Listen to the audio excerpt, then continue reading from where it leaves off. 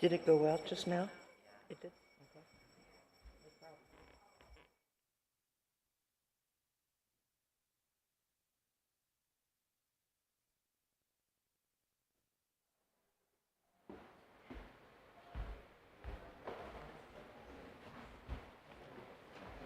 Okay. Break a leg.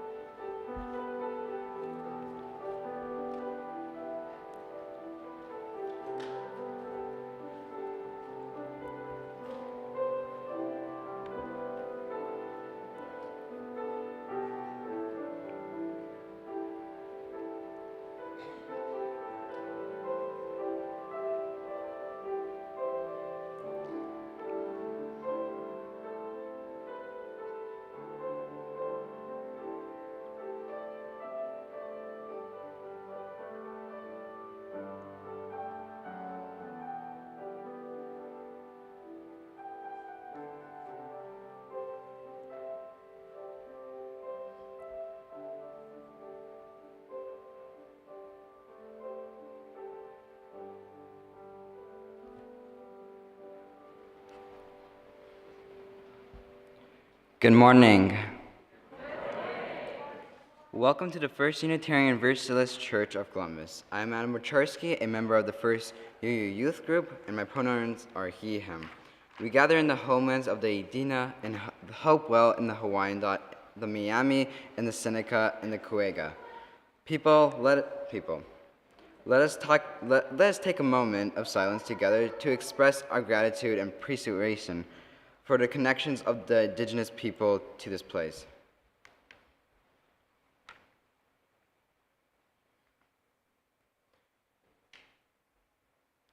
Today's service is created and led by our Congress Youth Group. Through Fairytales, we will explore 7 principles and how to apply them to our lives.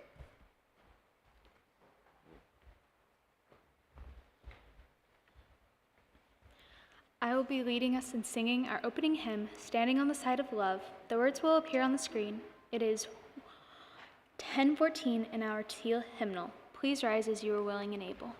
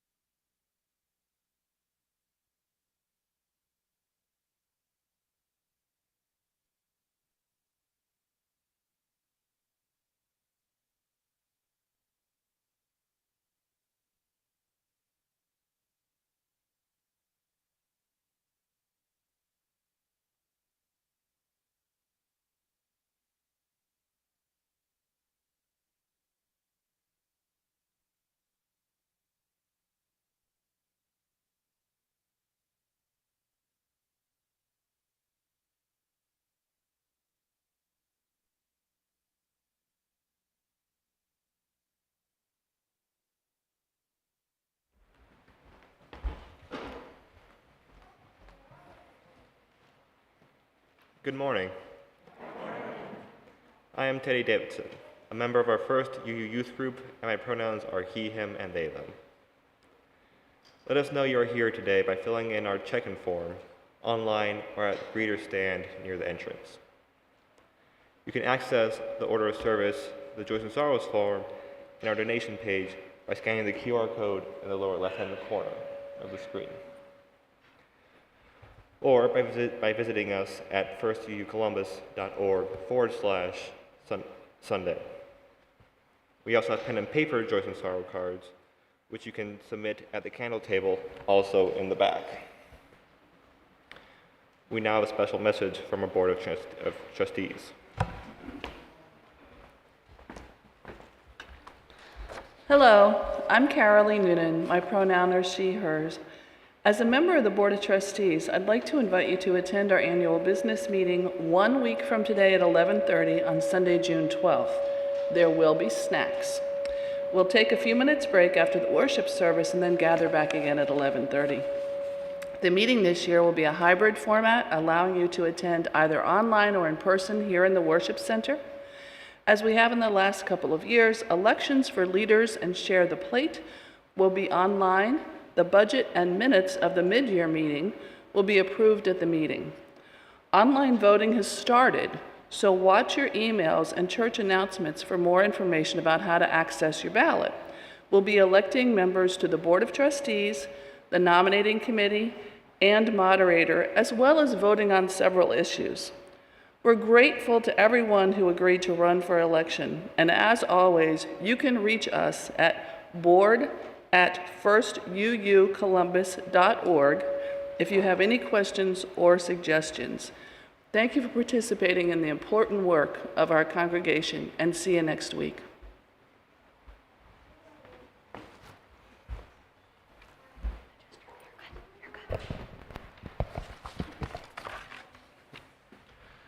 Now, our children who would like to help light our chalice are now invited to meet Amanda Hayes in the back of the sanctuary and go out into the welcome hall to prepare to bring in the light.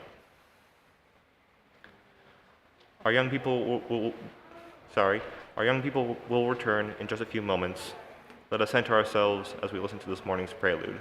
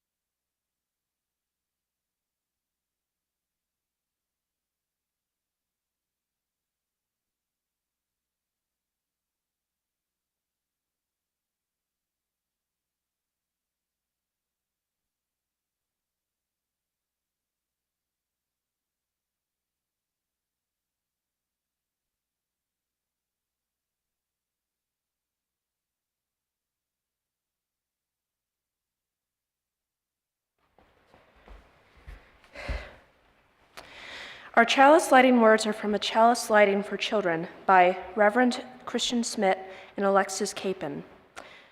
We light this chalice for our children and youth, and for us. Wait. You're supposed to go on before me. Yes. Oh no, my bad. Sorry. Excuse me. Now it's a time for our children to bring in the light.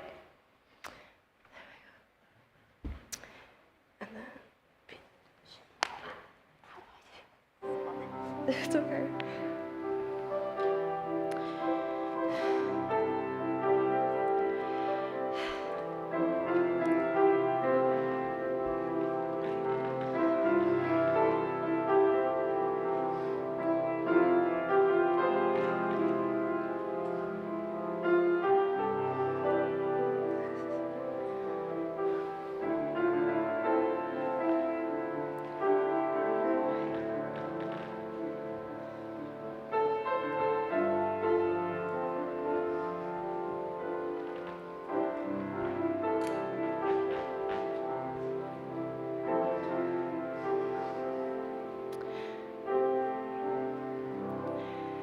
Let's try that again, shall we? Hello, I'm Quill. My pronouns are they, them. And today, our chalice lighting words are from A Chalice Lighting for Children by Reverend Christian Smith and Alexis Capon. We light this chalice for our children and youth, and for us, celebrating the flame of faith lit in each of us, honoring the light each of us bring into the world, rejoicing in the community we create together.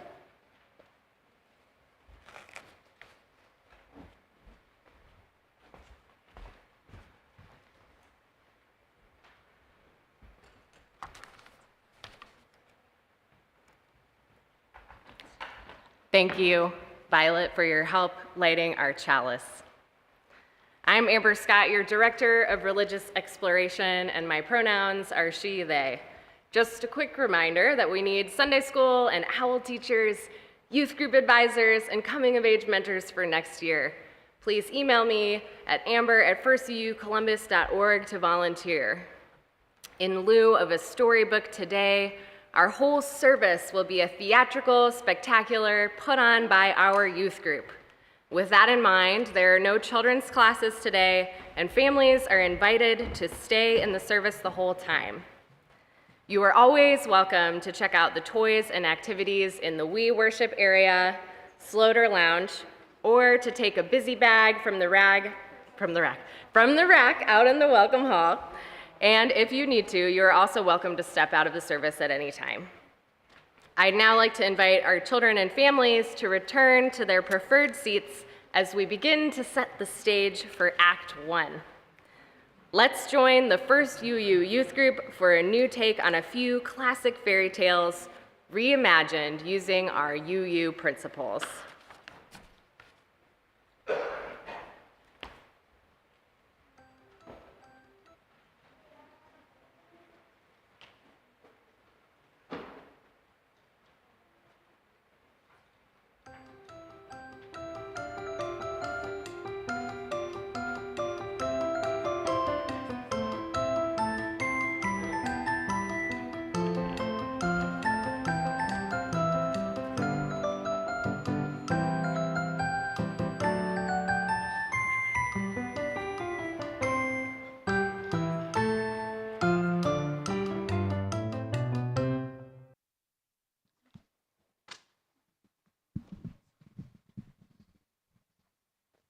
Hello.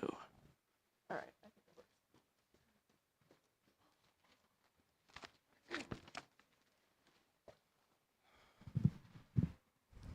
Greetings. I have to open my book to the correct page for this story because I had to close it so I could get up here. This is causing complications. All right. Hello. So, we've all heard the tale of Little Red Riding Hood, right? Of how she met the big bad wolf on her way to Grandma's house. How the wolf beat her there, pretended to be Grandma. Oh, what big eyes you have, what big teeth, blah, blah, blah. Gets saved by the woodcutter at the last minute, etc. We've all heard that story. But here is how the story should have ended. Over the river and through the woods to grandmother's house we go. Smells like a little girl wearing cape. Yes, red dye, number 40. But there's something else. A rosewood basket filled with muffins.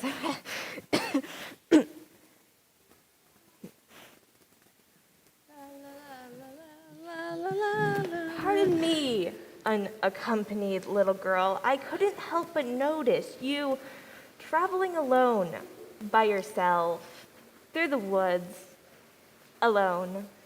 Yeah, so? Where might you be headed with that delicious-smelling basket of goodies? Little Red Riding Hood knew how dangerous wolves can be, so she came up with a clever plan. I'm going to my grandma's house. It's down the path and that way. That way, yep. But I cannot stay. My poor, feeble grandmother is waiting for me in the house down in that direction. That way. Yep. Oh, how how dedicated of you. But might I suggest taking time to gather some wonderfully beautiful flowers just slightly off the path? Why, thank you. I will be sure to bear that in mind. Please do. I think that the delay will be worth it. Why, thank you. Now, I must bear this basket. I must bear this basket over to my grandmother's house so that she can. I must bear this basket to my grandmother's house to bear some muffins for her so she can bear her illness.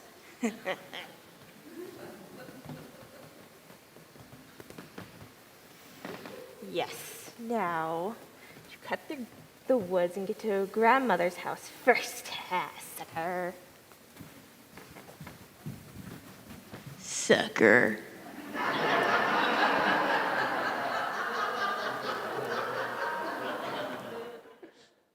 A few minutes later.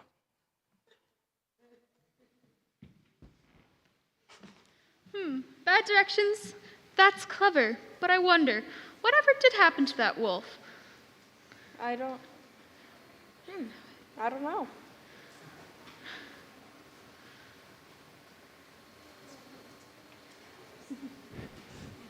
Why are we moving? Ollie. Well, maybe we should wonder.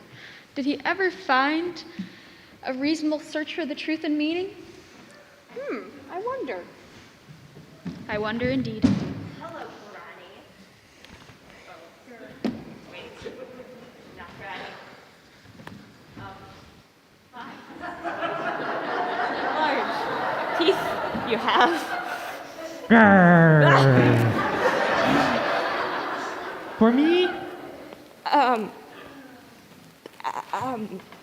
Actually, they were for Little Red Riding Hood's grandma.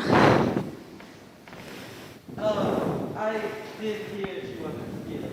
You can find her cottage just over the river and through the woods. Oh, thank you.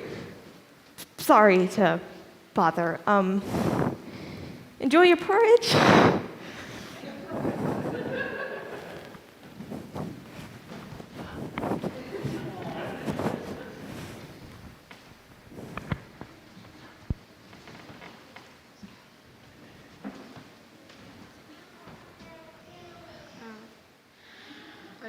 What do you think happened to that wolf? I don't know. Do you think he ever found his truth and meaning? Probably not. Let's eat some more muffins. Yeah, let's eat. And Little Red Riding Hood ate her muffins with her grandmother, freely searching for the truth and meaning behind her recent adventure. By the way, grandmother soon got well because Little Red Riding Hood was a smart girl who believed in science. Moral? Moral? Always do your research. Always. The end.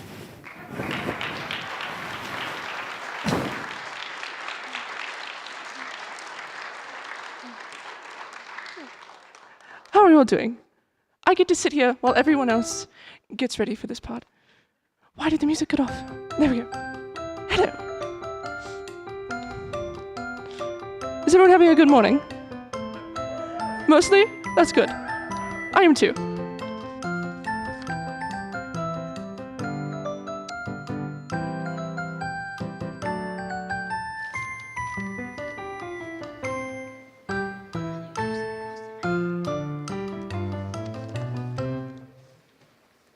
All right. So, do you remember the story of the three little pigs and the big bad wolf? The huffing and the puffing and blowing down of the house, etc., etc. We've all heard that story. But I've always thought if those pigs were smart enough to build houses, they should have been far more prepared. Let's fix that, shall we? Finally, we're out on our own. I can't wait to have my own house. That reminds me. I heard there was a big bad wolf going around and blowing down poorly built houses. Sounds like we need a plan then. The pigs came up with an ingenious plan, and each went about their task. One built a house of straw, pig number 1. One built a house of sticks, pig number 2. And one built a house of bricks, pig number 3. I'm confused. I don't think there's any building regulations in Fairytale Land. Pretty soon, the big bad wolf showed up at the first house. Ugh, I am so hungry. I haven't eaten in days. Wait. What's this? Yes! It's my favorite! A young pig deliciously wrapped in a flimsy house. Ahem. Little pig, let me in.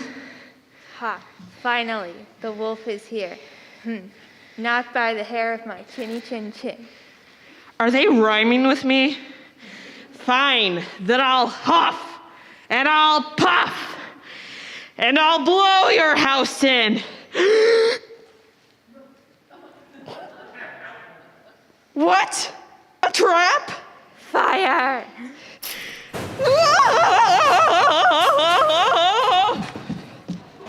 Have a nice trip. Oh, ouch. Ugh, why that little... Wait, what's that? Another pig? Yes, I believe it is. All right, round 2. Ahem. Little pig, let me in. Right on time. Not by the hair of my chinny chin chin. More rhyming? I'll tell you what I told the last pig. I'll huff, and I'll puff, and I'll blow your house in. Opens the door and throws the bees at the nest bad wolf. Not bees! Not the bees! Ah, get him off! Get him off! Get him off! Get him off! Get him off! He. Could this trap be any more obvious? Ha ha ha.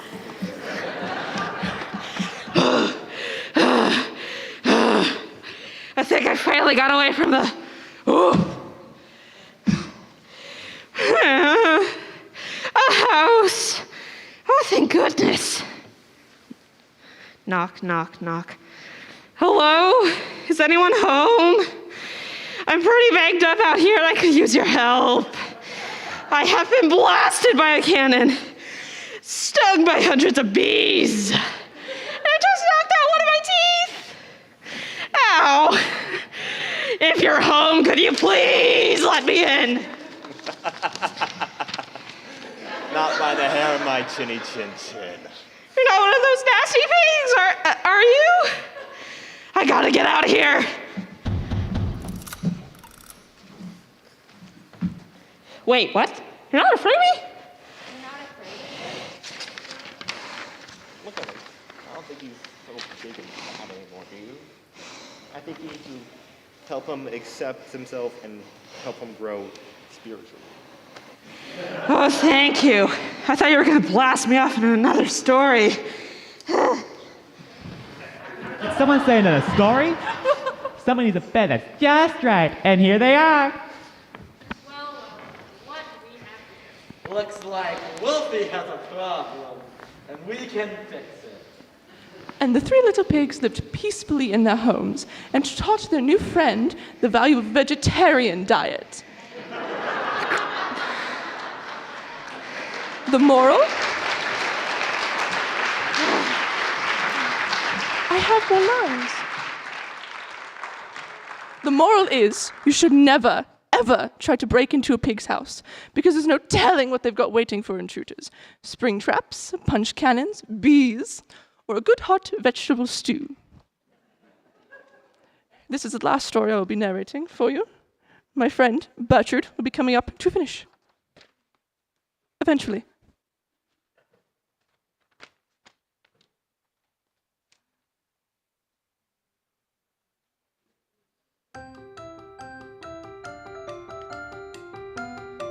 Hello. How are all of you today? That's lovely, lovely. Have you been enjoying the show so far? Yeah. I don't know who played that mama bear, but they did really good. They did really good.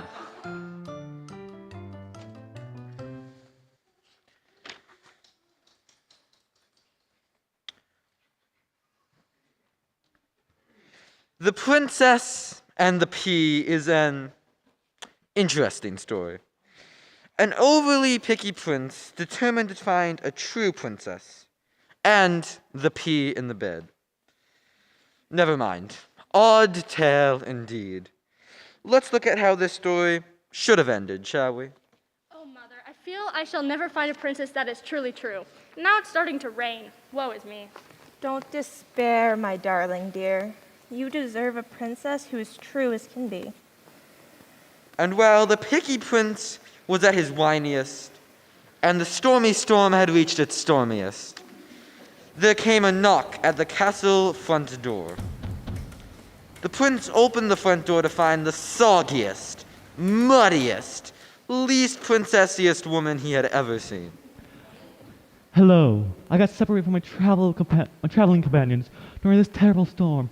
May I please come in out of the rain? I'm sorry, but we're only allowing entrance to true princesses. Good day.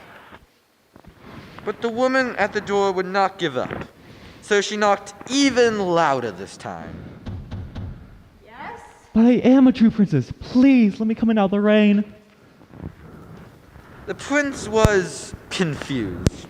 How could this soggy, muddy, and now grumpy young woman be a true princess? Of course you can come in, my dear. Thank you so much. I really need a place to stay for the night. But Mother, she's... Of course.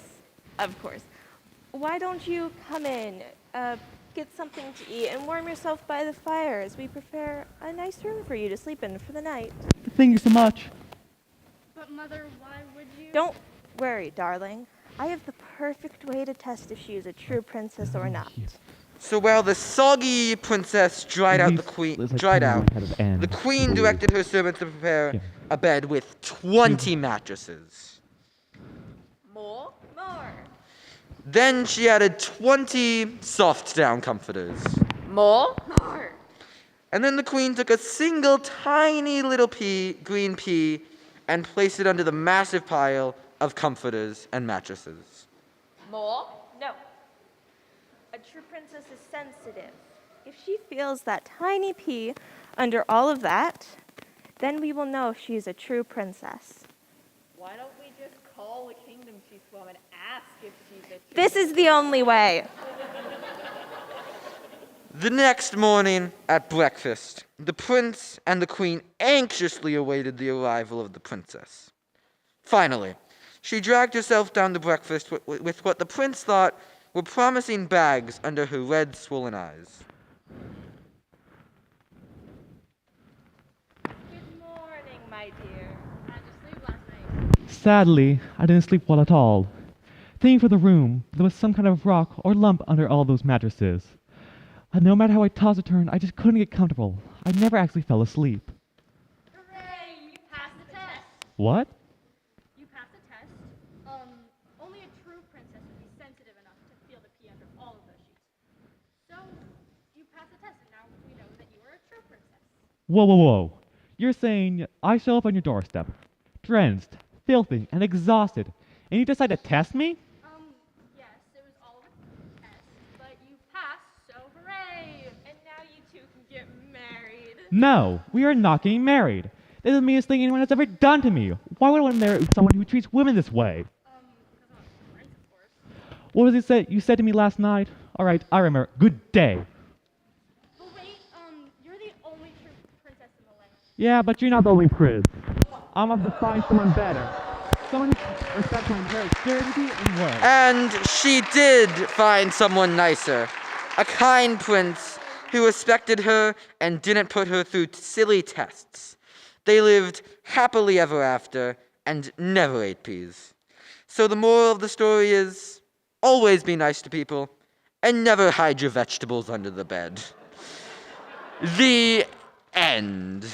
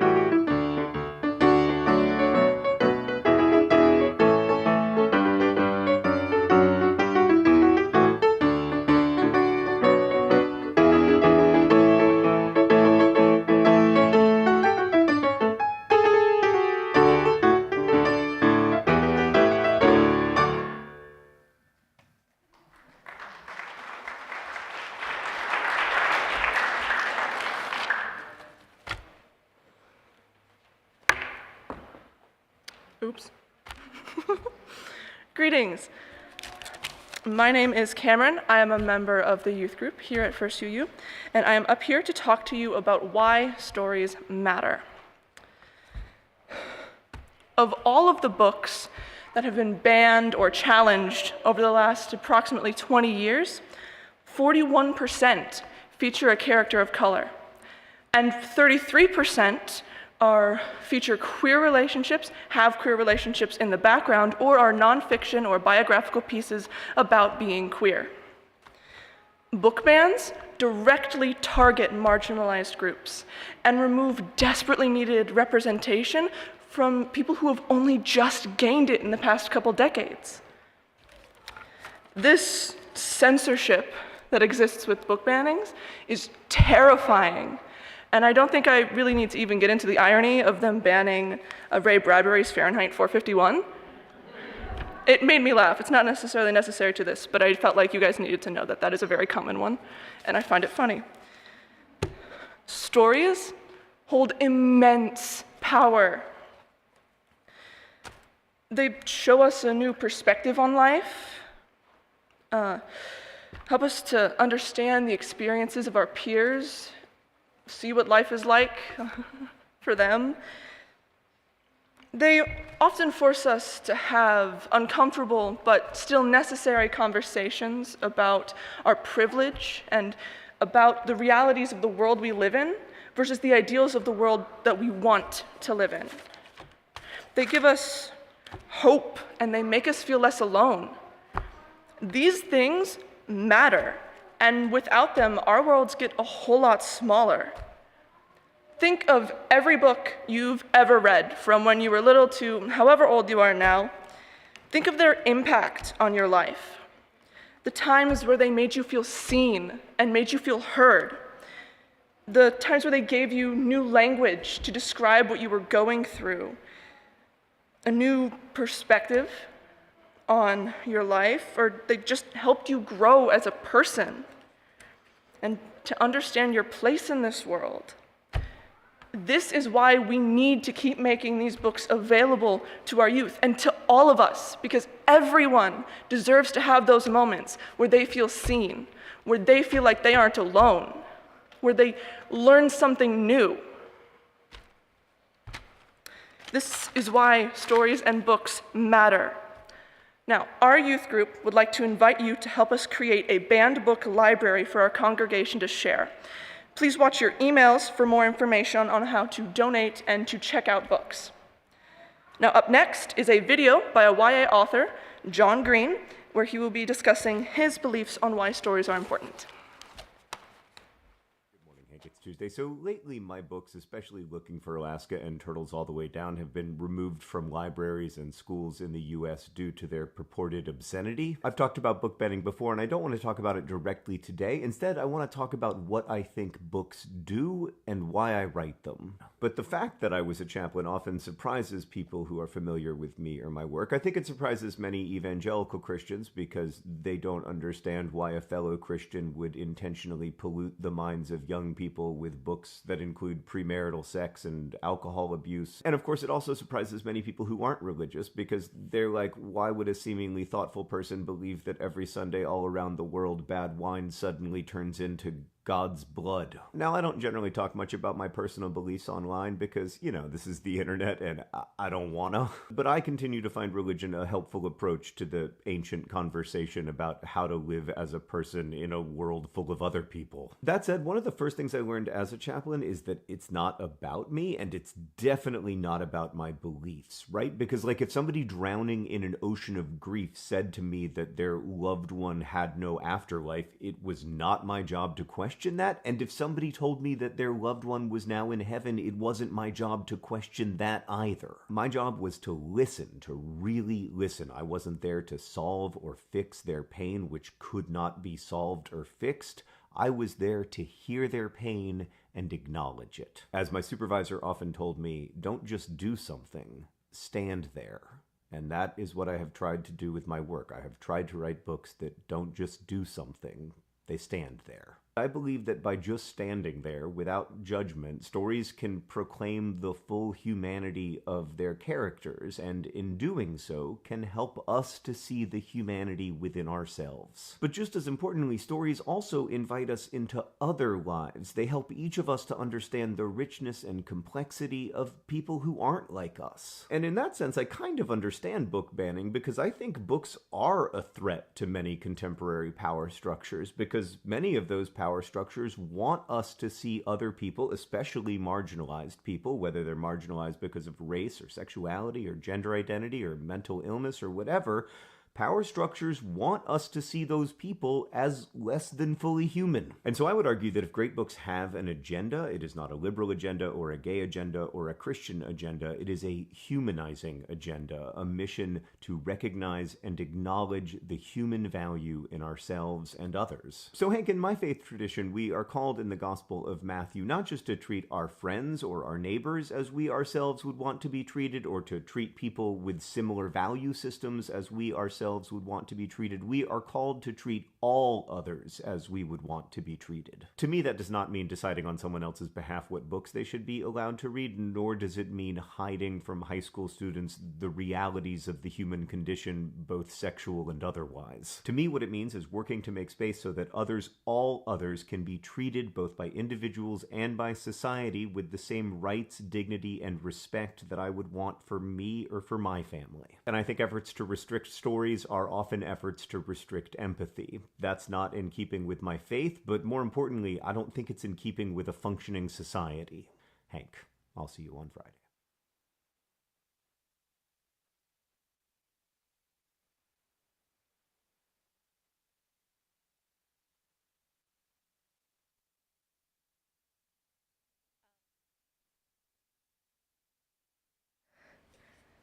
Good morning, everyone. Sorry, I'm a little bit nervous. This will be the first time I'm ever performing this song in front of people. So, I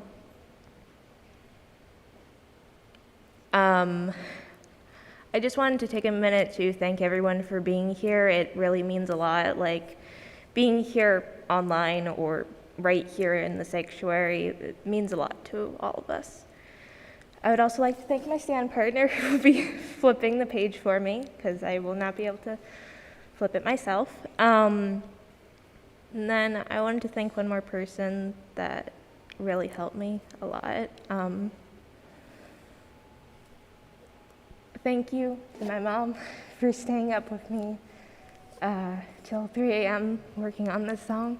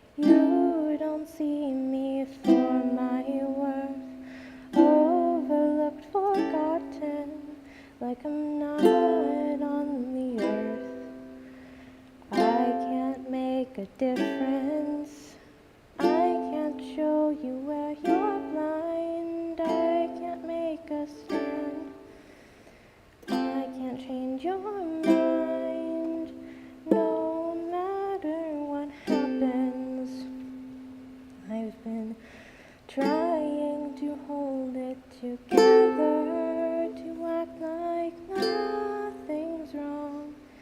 Nothing's wrong, but I'm caught in stormy weather. No one seems to care.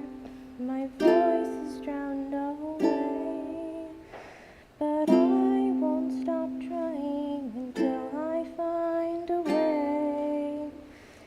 Maybe if there's something I can find to make things better, then you will change your mind. If you try to break me, I won't be broken. You may try to silence me, but I won't be unspoken. They say respect is earned. I don't need to earn my worth. I know where I stand. I've known it since birth. You can make a difference. You can be more kind. You can make an effort. Only you can change your mind. Change your mind. I know there is something I can do to make things better. But you can do it too. I am more than what you see. I am a rock that will not crumble. I love the world around me. I won't fall and fumble. I can't just stand by while everyone's in pain. I will raise my voice. Peace we will attain. If I see your worth and you see mine, we can make a difference. We can make it shine. It will not be easy. Things worth it never are, but we can do the work right here. We don't need to go that far. We can make a difference. We can take a stand. We can make an effort together, hand in hand. We can hope together and everything gets better. We can make a change, you and I.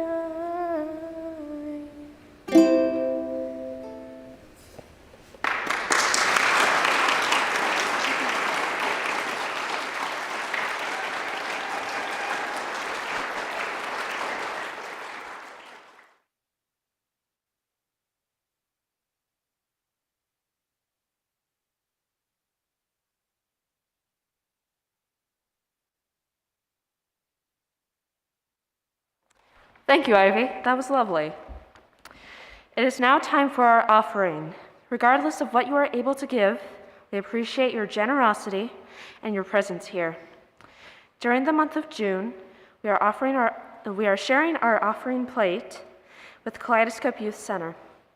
Your gifts help build a better church and a better world. Kaleidoscope was founded in 1994 and remains the largest and longest running organization in Ohio, solely dedicated to supporting queer youth. They provide a safer place, leadership opportunities, and programming so that youth are empowered to explore who they are and become their confident, truest selves. Let's learn more about their important work. It takes a village to support our young people, and it takes a village to create a strong organization, and we really built it.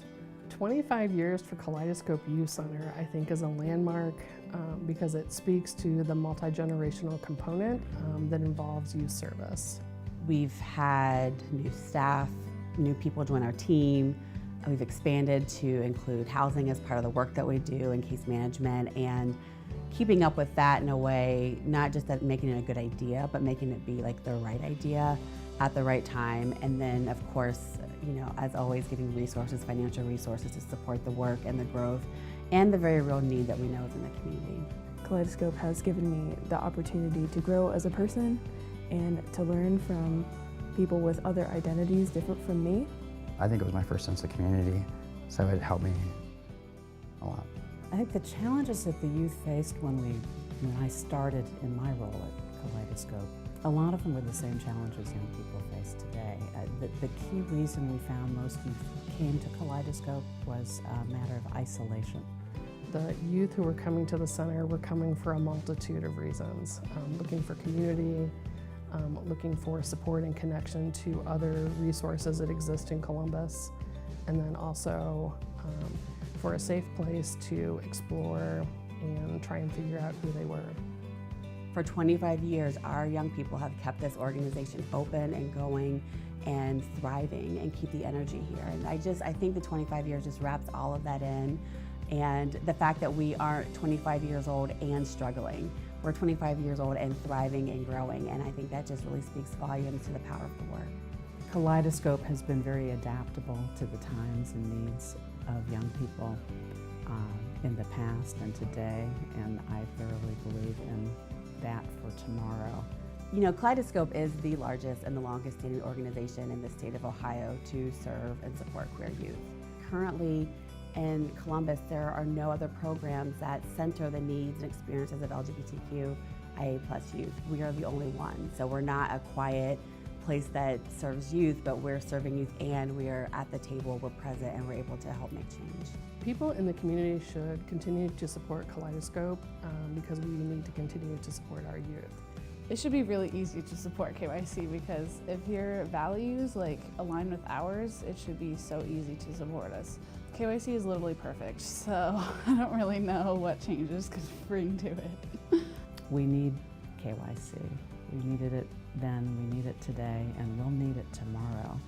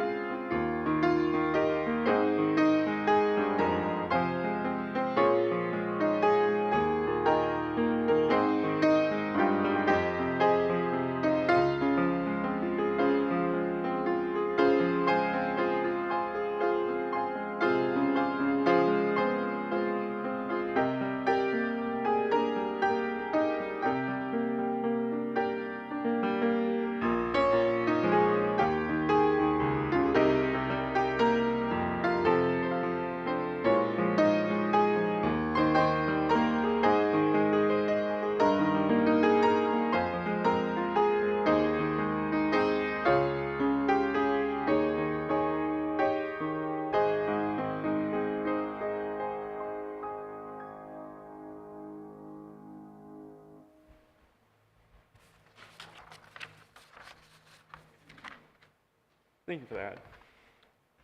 For carry meditation, I offer adapted words from Donsta Saranan.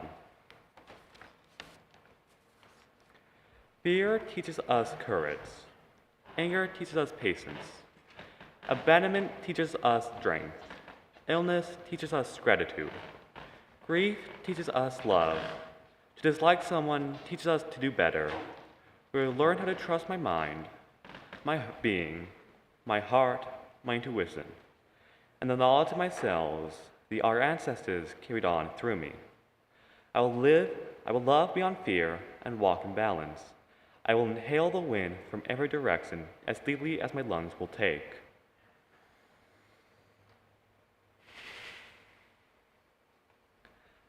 I would like to note that our chancel arrangement today included 21 candles to recognize the children and teachers killed in Uvalde, Texas. Our pastoral listeners, Bob Mills and Sarah Hammersley, will now share this week's caring cards, along with the joys and sorrows submitted this morning.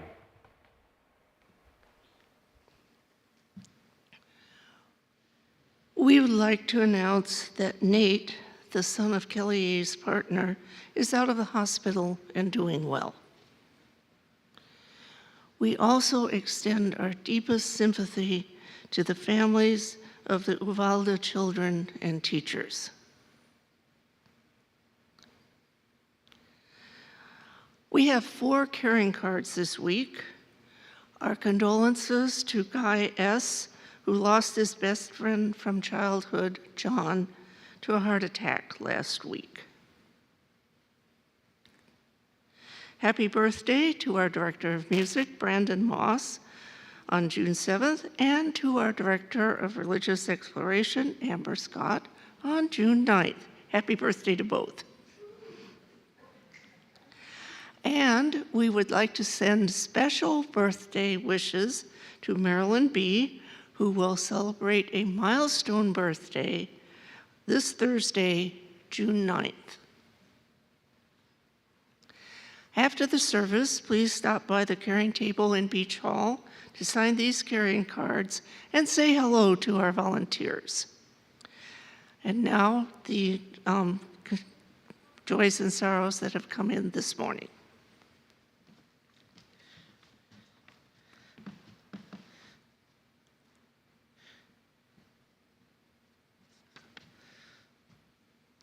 So Myra and Kristen report that they have just officially become members of First UU.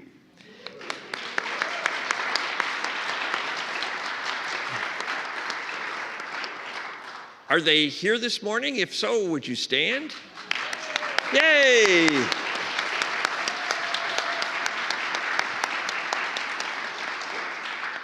Welcome. And then a sorrow that was reported this morning in paper. Diana is reporting that she is fostering Sweetie from a shelter and that she has an antibiotic-resistant infection. She's hospitalized to receive treatment for 1 to 4 weeks. So please send her healing thoughts.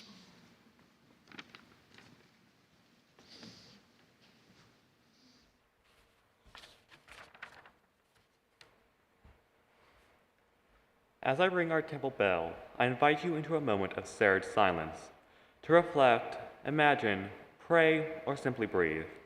I will ring the bell a second time to continue our service.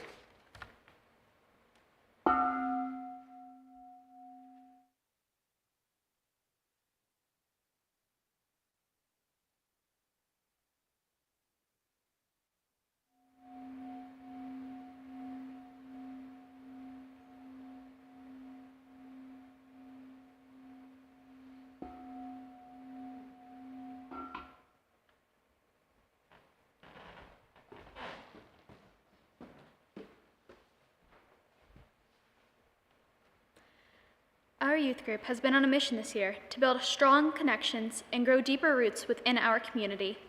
We dove deep into our 7 principles and worked hard to put them into practice so we can carry them with us out into the world. We shared and spoke about finding purpose and direction and how to keep ourselves healthy, both physically and mentally. We have worked hard to create a safe space to share and be vulnerable during the constant bombardment of distressing news and world events. Our youth group is open and accepting of all youth. We really mean it when we say that.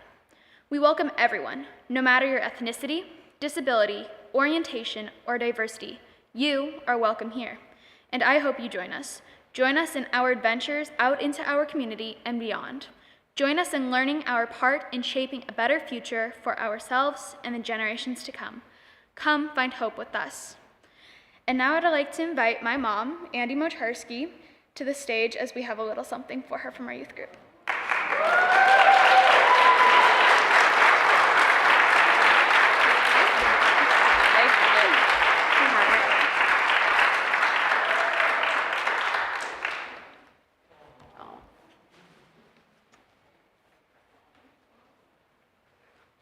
This really was a surprise.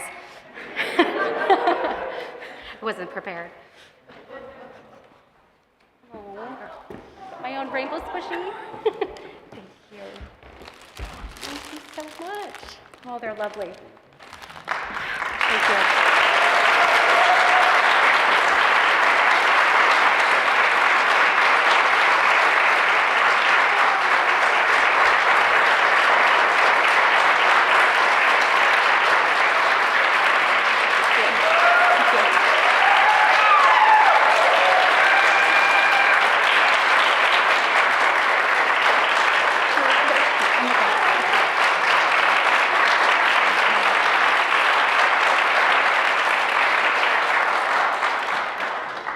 I am so lucky to be a part of this group and this community. We are in good hands with our youth. They are strong, capable, unbelievably brave, working so hard to be resilient. And I couldn't be prouder of all the work they've done to participate and grow and become a true member and part of this community.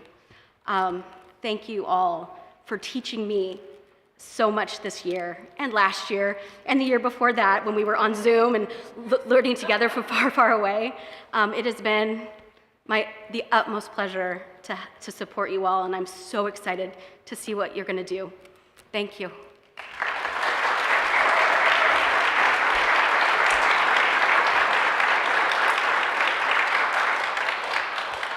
And now I would like to invite the youth group back up to the chancel and for everybody to please rise, embody our spirit, and sing A Little Bit of Love by Weezer.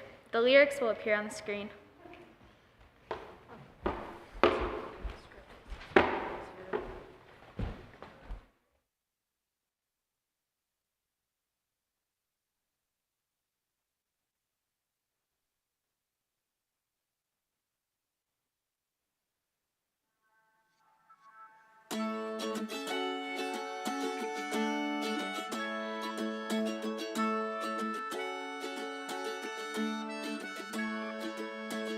A little bit of love goes a pretty long way. Take a look at where you started from and where you are today. You climbed mountains, swam oceans, you got knocked down and kept going. In the end, you know you got to say a little bit of love goes a pretty long way. All your wounds are healing fine. I'm so glad I got you in my life. Now the winter frost is gone. Now is our chance to live the life we want. A little bit of love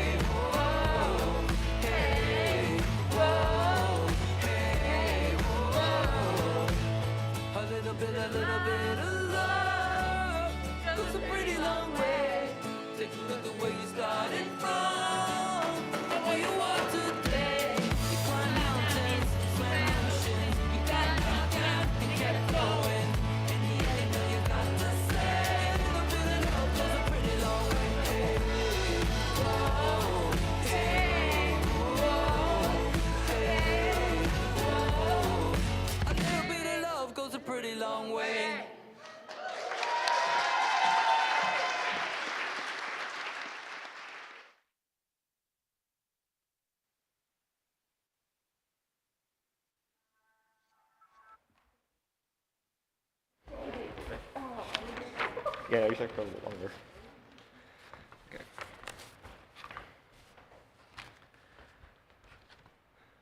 Let us speak our vision statement as we extinguish our chalice. No, you're, like,